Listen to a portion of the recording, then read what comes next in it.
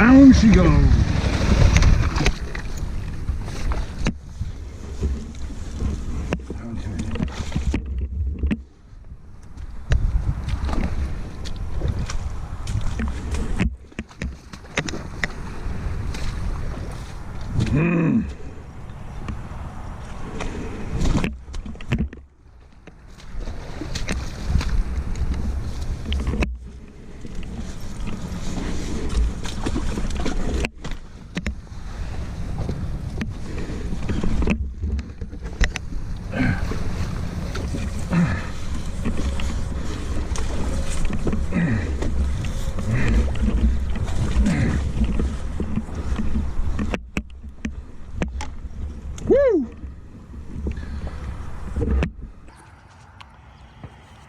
Well, now's as good a time as any to do a 1,000-mile review.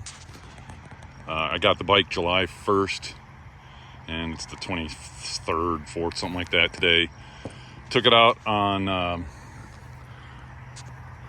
some trails, just some rural trails up here by Port Huron, and dropped the bike for the first time. Going through this mud hole. Picked the wrong line, tried to exit right there. Of course, the wheel washed out and I put it down. First time going through anything like that. And of course, first time I dropped the bike. No damage. Mud. Bent my auxiliary light a little bit. Got some mud on the case. Doesn't appear anything's bad back here. The turn signal is fine. I did twist the mirror up, but it's back to normal.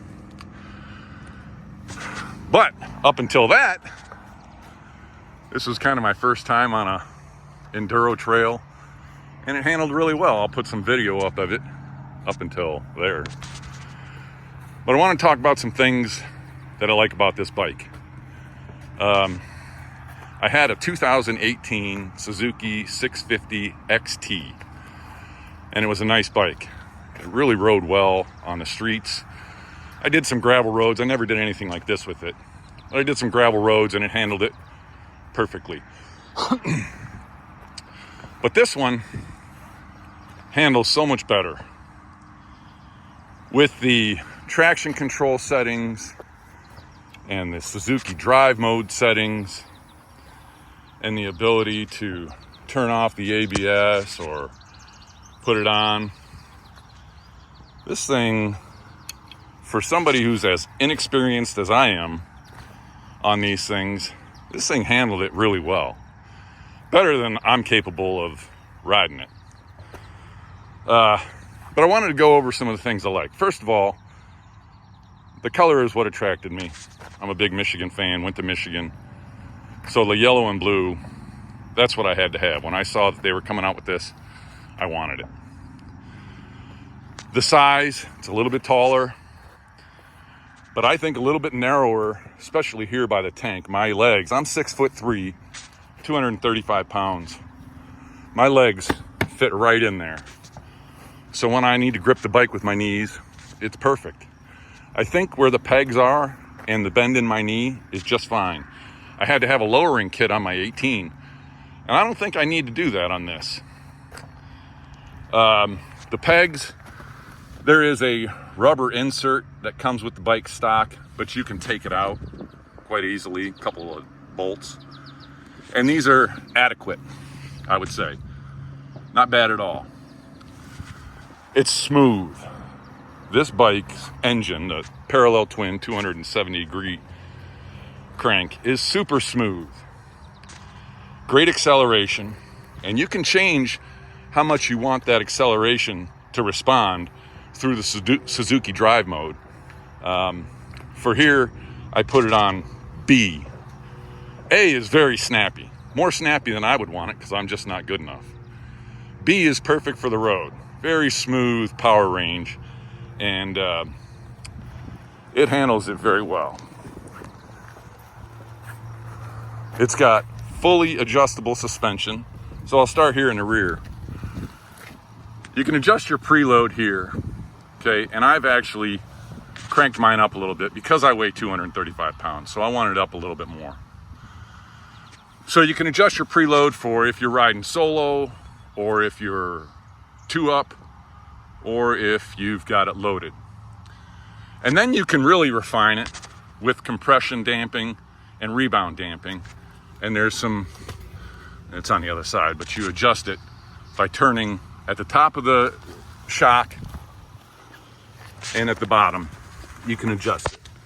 So, I can't see it. It's right up there and in there. I'm not going to be able to get in there. And then for the front shocks, you can adjust your preload with this, and you can adjust your dampening here and compression down up in here somewhere. Okay, I haven't adjusted those at all because I don't know really what I need to do. So there's that. Now I added rocks risers. These are 1.5 inch up, 1 inch back. I still got to fine tune the angle that I got my bars. I've got them tilted back or up a little bit. I think a little too far. Maybe this should be at the same rake as the shocks. So I got to adjust that.